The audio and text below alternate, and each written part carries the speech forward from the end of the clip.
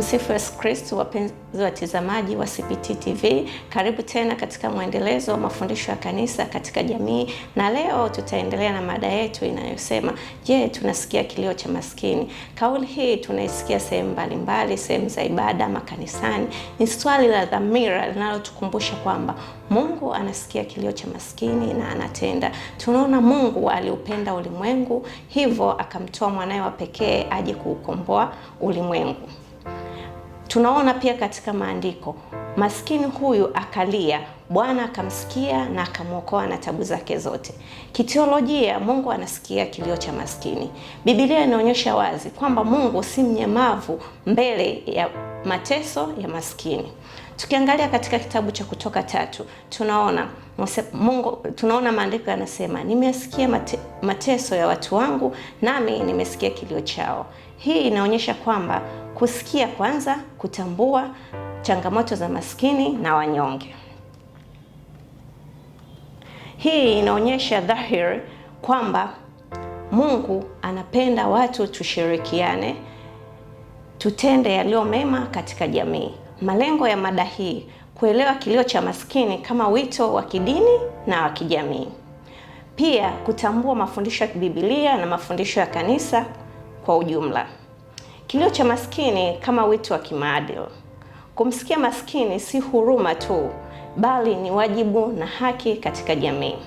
Pia tukiangalia kitabu cha Zaburi 34, maskini huyu alilia, Bwana akamsikia na akamwokoa na tabu zake zote.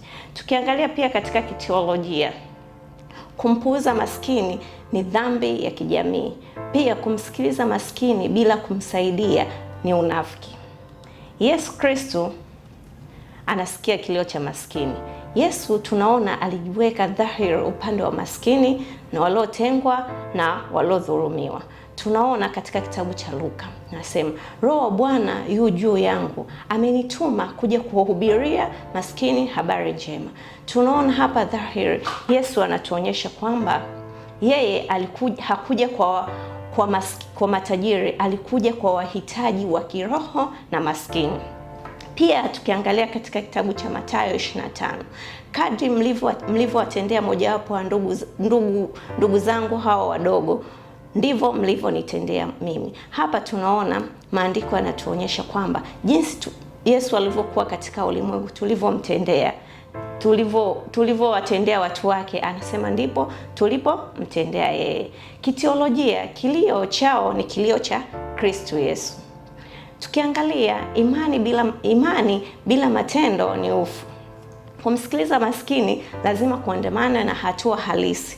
Unamsikiliza maskini na unatatua changamoto zake, hata kama ni kwa kiasi kidogo. Tunaona hata viongozi wetu wa dini, mapadri, wanatuasa kufanya hivyo, kusaidia maskini kwa chochote tulichokirimiwa. Pia katika kitabu cha Yakobo 2, imani kama haina matendo, hiyo imani inakuwa imekufa. Ni dhahiri kabisa, kama hufanyi matendo ya kusaidia maskini, hapo huna imani yoyote ya kusema mimi ni Kristo, nina imani. Una imani, hufanyi matendo ambayo yanampendeza Mungu kama kusaidia maskini. Kusaidia maskini ni tendo ambalo Mungu analipenda sana na anatoa baraka kwa watu wake. Tunaona pia katika kitabu cha Zaburi 82, fanyeni haki kwa wanyonge na maskini wote. Pia hapa tunahimizwa kufanya haki kwa watu wote ambao ni wahitaji. Tukiangalia pia mafundisho ya kanisa katika Compendium of Social Doctrine of the Church, tunapaswa kusikia kilio cha maskini kwa matendo, si kwa maneno.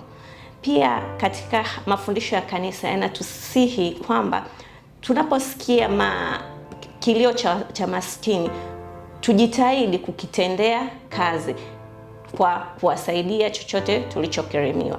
Pia tukiangalia katika maandiko ya mapapa wa karne 20 na 21, wamehimiza haki ya maskini, usawa wa kijamii na ustawi kwa wote. Pia tunaona mapapa wa karne hizo za 20 na 21 walihimiza sana usawa ukiwepo katika jamii, pia kunakuwa na haki. Pia kanisa linatufundisha katika msaada wa dharura. Pia tunaona pia katika makanisa Katoliki, mara nyingi waumini wanajitahidi kutoa misaada mbalimbali ya chakula, ya elimu, na ya afya, pia hata na ajira. Kwa wakati mwingine tunaona watu wengi wameajiriwa na kanisa Katoliki. Tujadili maswali machache. Je, jamii yetu inasikia kilio cha maskini au kinapuuza matatizo yao? Je, ni matendo gani tunaweza kuyafanya kwa waumini kuwasaidia maskini? Kwa nini kusaidia maskini ni sehemu ya huduma kwa Mungu? Je, unaweza kutoa mfano halisi wa msaada wa maskini katika parokia yako? Tunaweza kuwasaidia maskini kwa matendo, kushiriki nao chakula, kuwapa mavazi na misaada yoyote ya kidharura inapotokea, kama majanga yanayotokea katika nchi. Tunaona pia makanisa mengi yanasaidia. Hivyo ndivyo viongozi wetu wa dini wanatuhasa. Matokeo ya kuongoza usawa yanaleta kupunguza maskini na yanampendeza na yanaleta upendo kwa Yesu.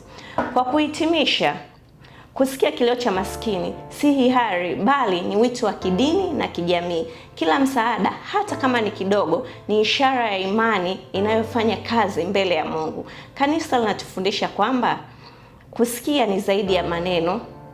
Kusikia ni zaidi ya maneno, si ya matendo, yanayobadilisha maisha ya watu. Tukiangalia katika kitabu cha Zaburi, kinasema mteteni maskini na yatima, mteteeni haki, muhitaji na maskini.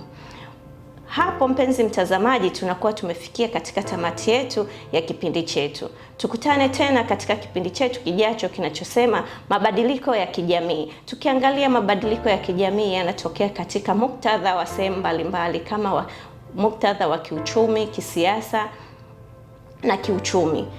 Pia mpenzi mtazamaji, tunaomba utembelee tovuti yetu ya www.cpt.or.tz. Pia tunaomba utembelee chaneli yetu ya CPT NTMCS TV.